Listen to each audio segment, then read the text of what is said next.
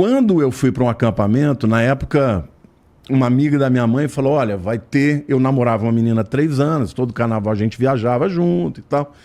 Ela falou, olha, vai ter umas meninas muito bonitas lá, nesse acampamento. Você vai se encantar com as crentes. Aí eu falei, eu vou azarar as crentes. Eu vou lá para azarar essa turma. E quando eu cheguei no acampamento, tinha 800 jovens.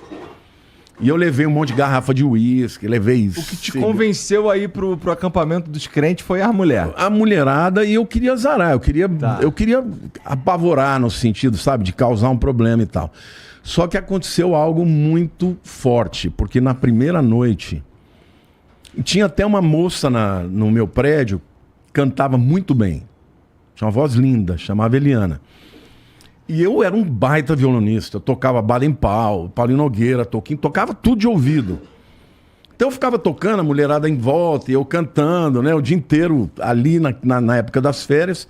E ela vinha ali e falava assim, olha, um dia ainda você vai se converter. Eu falei, eu vou te converter pro mundo. Você vai descobrir os prazeres, você não ser uma crente idiota. Eu era nesse nível. E aí ela falava, um dia você vai ser pastor. E naquele dia... Ela estava nesse acampamento e ela cantou uma música, mas tão linda, que na hora que ela cantou eu já me arrebentei. Com uma música que uma pessoa cantou? Começou a cantar, Deus foi falando comigo. E a hora que eu vi, eu estava totalmente quebrantado, mas sabe? Você estava muito frágil também, né? Eu estava cansado de sentir raiva. Entendi. Tava no fim O cara de 19 anos...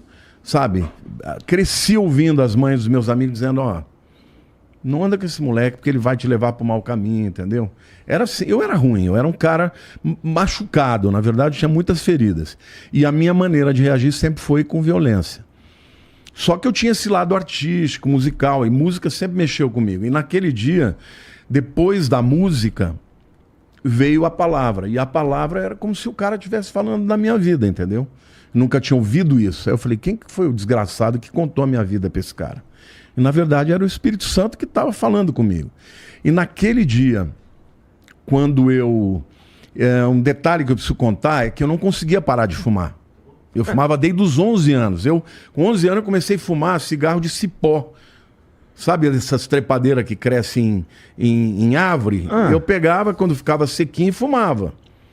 Eu pegava, meu pai fumava, minha mãe fumava, eu pegava os bituca dele e fumava. Então eu ficava, nunca consegui parar de fumar. E naquele dia, quando o camarada fez o apelo, dizendo, olha, Deus te ama, Deus te perdoa. Eu falei para Deus assim, eu falei, ó, Deus, eu queria muito acreditar que isso é verdade. Mas eu vou fazer uma prova aqui. Isso era uma sexta-feira, 27 de fevereiro, sexta de carnaval de 1981. Eu quero que você tire a minha vontade de fumar.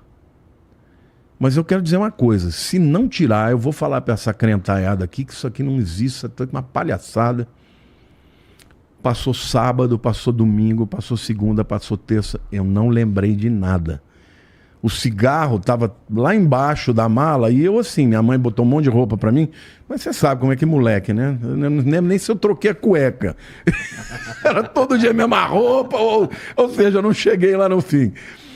Quando eu voltei do acampamento, que nós paramos, o ônibus parou num posto, que eu vi um cara acendendo cigarro, eu comecei a chorar. Porque eu descobri que Deus tinha me aceito. E Igor, nunca mais eu senti vontade na minha vida. Nenhuma vez. Quando eu cheguei em casa, a primeira pessoa que eu procurei foi meu pai. Falei, pai, eu queria te pedir perdão. A partir de hoje o senhor tem um filho diferente. Ele ficou meio assim, né? Falou, o que aconteceu e tal.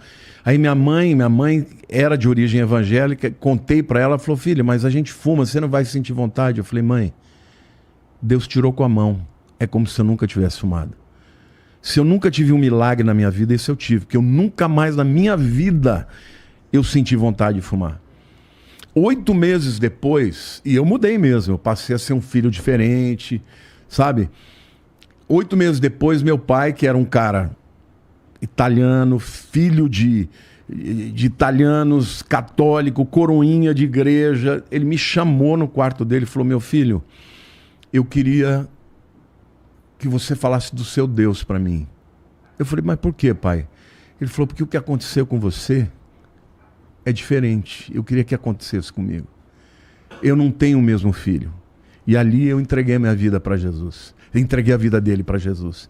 Aí ele falou assim, você me batiza? Eu falei, pai, eu não sou pastor. Ele falou, mas você vai ser.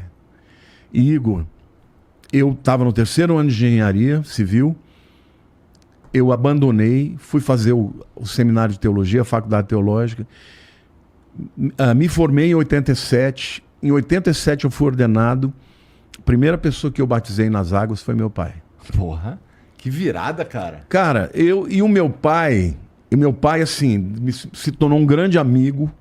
Depois eu descobri que todas as características que ele tinha de qualidades, ele era musical também, meu pai era poliglota, eu adoro línguas, sou autodidata, estudei tudo sozinho, nunca fui para uma escola de inglês, de francês, de nada dessas línguas, aprendo tudo sozinho. Isso veio dele. Mas assim, na semana da morte, ele me chamou e falou, filho, eu quero te agradecer porque você orgulha o nome que eu te dei. E ele falou, nunca desonre o seu nome.